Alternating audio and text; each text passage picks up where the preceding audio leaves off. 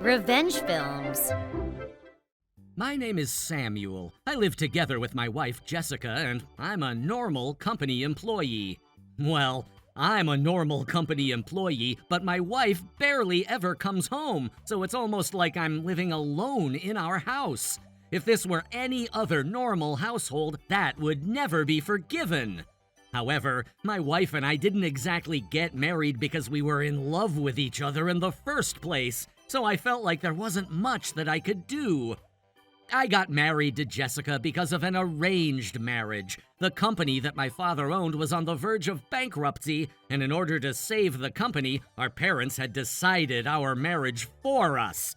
It wasn't like we had dated and fallen in love with each other. We simply got married just as we were told to do by our parents. Jessica's father was the CEO of a company, and they were big clients of my father's business, which was a construction company. Jessica's father, Mr. Smith, said that he would bring all of his businesses to my father's company if, in return, my father would be willing to accept his 38-year-old daughter into our family. That was how it all began. At the time, Jessica was 38 years old, but she had already been divorced 3 times, and the reason for every single one of those divorces was because of her cheating habits. Once rumor had spread that it had happened 3 times, even though he was the CEO of a large company, no matter how hard my father-in-law tried to look for somebody to marry her, nobody appeared. That was when he had the idea to speak to my father. He knew that my father's company had not been doing well and was on the verge of bankruptcy. That's why he approached my father, and in return for giving my father's company a lot of work, he said that my father needed to introduce me, his son, to his daughter. At first, my father thought about how I might feel about the situation, and he rejected my father-in-law's request. But ever since I was a little kid, I had been watching my father and how hard he was working, not only for the company, but also for our family. I knew that my father did everything for us, and I wasn't able to let him continue to suffer, so I decided to accept the offer for the arranged marriage. The first time that I met Jessica, even though I was 12 years younger than her, it seemed that she immediately took a liking to me and very quickly brought up the conversation of marriage. My now father-in-law, Mr. Smith, was also quick to get on board, and things moved quickly from there. The first day that we met, it only took about 3 months, and we were already married. To be honest, I don't know much about my wife in such a short time, so I would be lying if I said I wanted to marry her at that point. However, as we started to spend more time together, my wife was more kind than I had thought she might be, and little by little, I found myself fond of her, and I agreed to the marriage. After Jessica and I got married, we were going to move in together. My grandfather had left behind an empty house that had been nearly renovated not long ago, so I ended up inheriting that house, and the 2 of us were going to be living there. And now, currently, we're about to approach our 3rd year of being married. It wasn't long after we got married and moved in together that my wife, who was so kind to me when we were dating, started to show a different side of herself to me. A side that was a lot more difficult. As it turned out, the kindness that she had been showing me in the beginning was actually just an act, and it was fake. The moment we got married and moved in together, she completely changed. And not only that, but by the time a year had gone by since we got married, she started going out a lot and rarely came home. Whenever I would ask her in the morning where she had gone, she would snap at me and say, "Why does it matter where I went? I'm free to do what I want. It's none of your business anyway." And she would turn the anger onto me. And now, 3 years later, it's become a given that she would leave the house without even saying a word to me, and I wouldn't know when she'd be coming home. I assumed that she had finally started cheating on me, so I decided to have a word with my wife about it and warn her. One morning when she came home after a night out as usual, I managed to catch her, and I said, If you keep repeating these kinds of things, everybody's going to notice and no one is going to want anything to do with you. You're going to be left with nobody.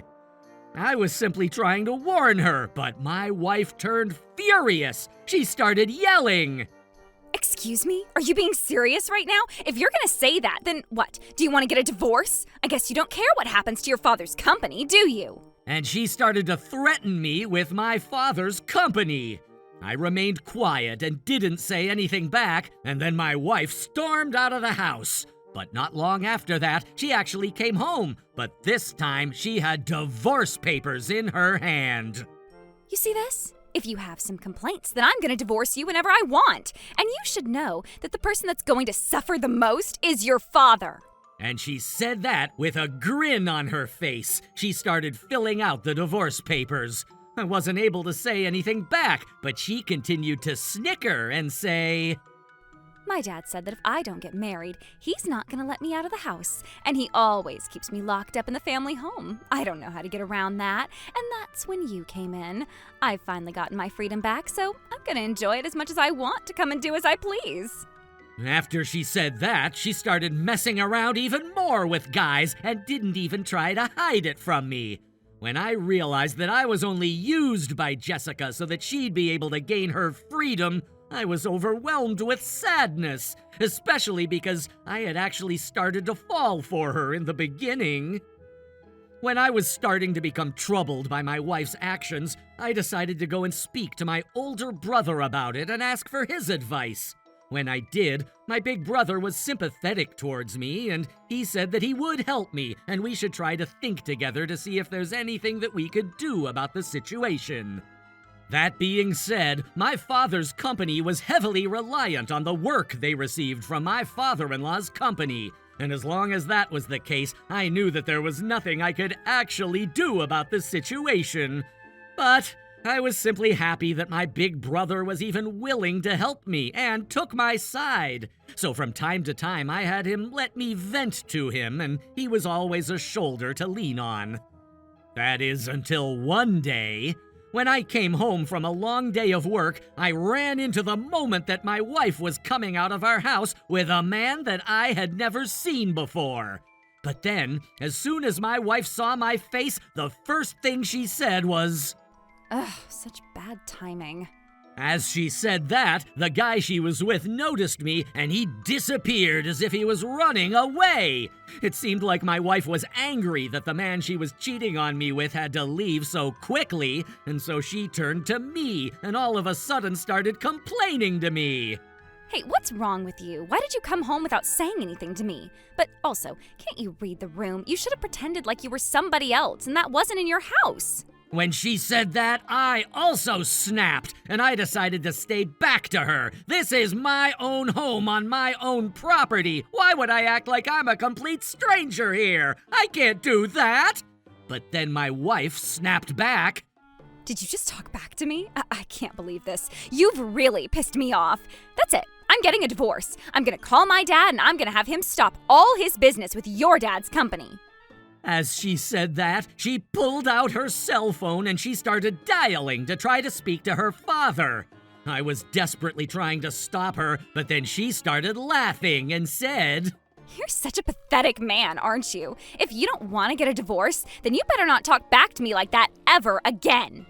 That was all she said, and she walked away and disappeared off somewhere. At this point, I felt like I had reached my limit, so I called my brother to ask him for advice. But then my brother said to me, There might be a good way for you. Come to the family house now. I didn't know what was going on, but I decided to go to the family house, and there was my brother's wife's father. My brother's wife's father was the CEO of a major company, and he said that recently he appointed my brother as the next generation CEO.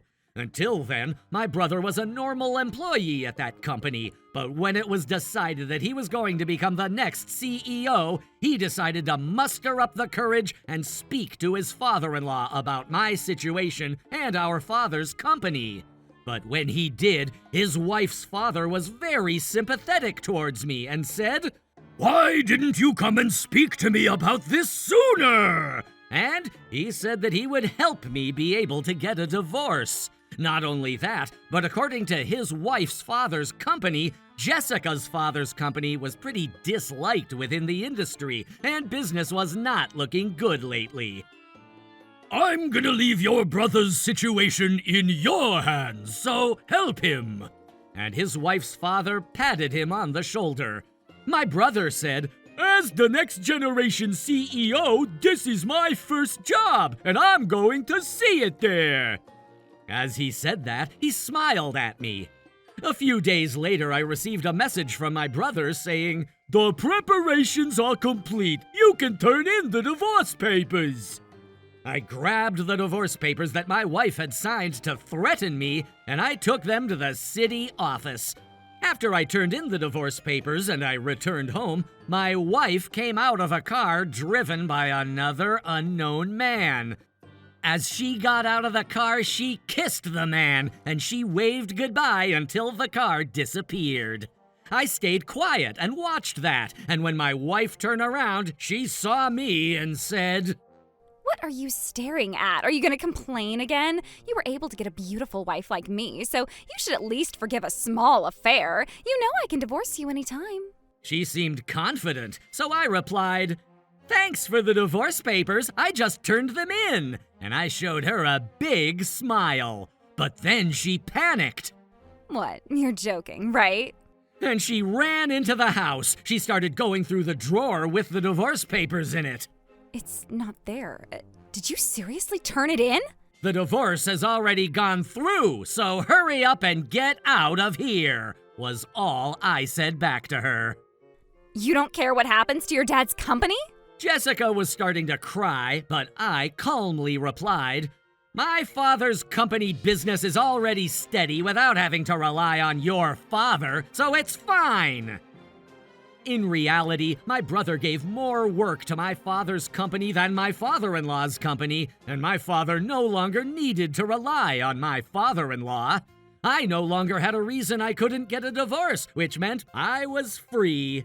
When my wife found out, she said, You are the worst, returning and the divorce papers behind my back. I am not going back to my home, though. So I replied, "Where you go is up to you, but you're not going to be able to stay here anymore. And also, I just handed your father the letter of notice about your affair, and that I'll be collecting the settlement fee for that." When I said that, she started to panic. Not long after that, my father-in-law stormed into the house. "You cheated again, and you're getting a divorce again! How many times is this? I'm not gonna let you out of the house ever again!" And he dragged my ex-wife home. After that, my former father-in-law transferred me the settlement fee. As for my ex-wife, apparently she's being locked in at home after her affair, and she's not even allowed a cell phone anymore. Without a cell phone, she also can't mess around with men, so I'm sure it's a living hell for her. Not long after that, because of my brother, my father-in-law's company had less work and their business went south. 1 year later, they were on the verge of bankruptcy. As a result, my ex-wife's family went broke, and they practically ran away from their house in the middle of the night. Currently, I heard they're living in an old house in the suburbs. I'm sure she'll never get to mess around with men ever again. As for me, after I got a divorce from my ex-wife, I started working at my father's company, and these days my salary is pretty decent as well. From now on, I'm gonna put my all into my work to protect this company together with my father. I'm grateful to my brother for helping me, and next time, if my brother ever runs into trouble, my goal now is to become a reliable little brother that can help him at any time. How was today's video? If you enjoyed it, please subscribe, like, and leave a comment. Stay tuned for more.